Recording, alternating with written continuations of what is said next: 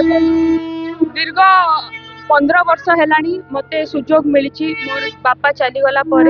मते सुजोग मिली महाप्रभु जगन्नाथ सेवा करिवारे मु बहुत निजको भाग्यवान बोली भाबुची।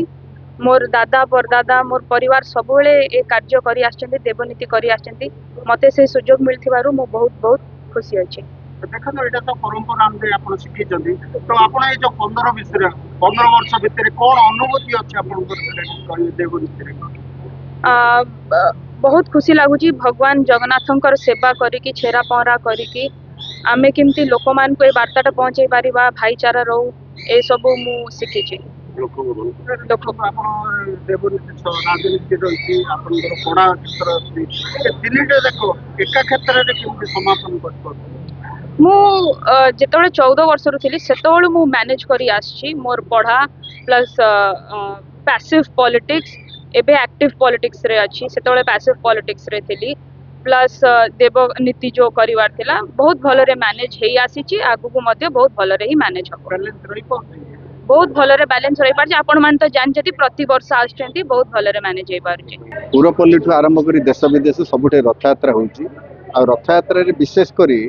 राजा माने जो दायित्व निभाउथिले सेमानंग पर सेमानंगर दायद माने एटा सुचारू रूपे करचंती। धराकोटर जो शेष राजा थे किशोर चंद्र सिंहदेव से अपुत्रिक थे जेहेतु तांकर पुओ किए नथिले तांकर बड़ झील सुलक्षणा गीतांजलि देवी सी राजा भाव में गादीसीन हेले दायित्व नेले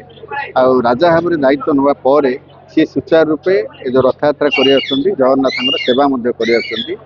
वास्तविक गोटे झील पिला जो राजा भाव में दायित्व नहीं पदा को बेश पटुआर पड़ी राजकीय बेश पटुआर पालिंगी जो जाऊँ निजर पात मंत्री कटुआल सेनापति समस्त नहीं सी गोटे स्वतंत्र आकर्षण जोटा कि ये जो रथ यात्रा आउ टे शोभावर्धन कर महिला राजा को देखा लोके हजार हजार संख्यार भिड़ जम देखु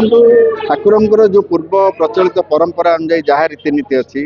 भोग राग प्लस जो पूजा पाठ से सब किसी सुचारू रूपे कर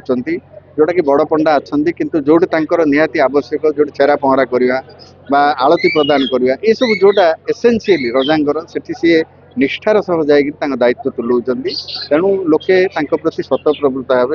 गोटे भल भाव रही लोक ग्रहण करुँच जो पूर्व प्रचलित परंपरा व्यतिक्रम परंपरा एकादशी तिथि जो धराकोटर गढ़ जो यात्रा होची लोके ग्रहण करुँच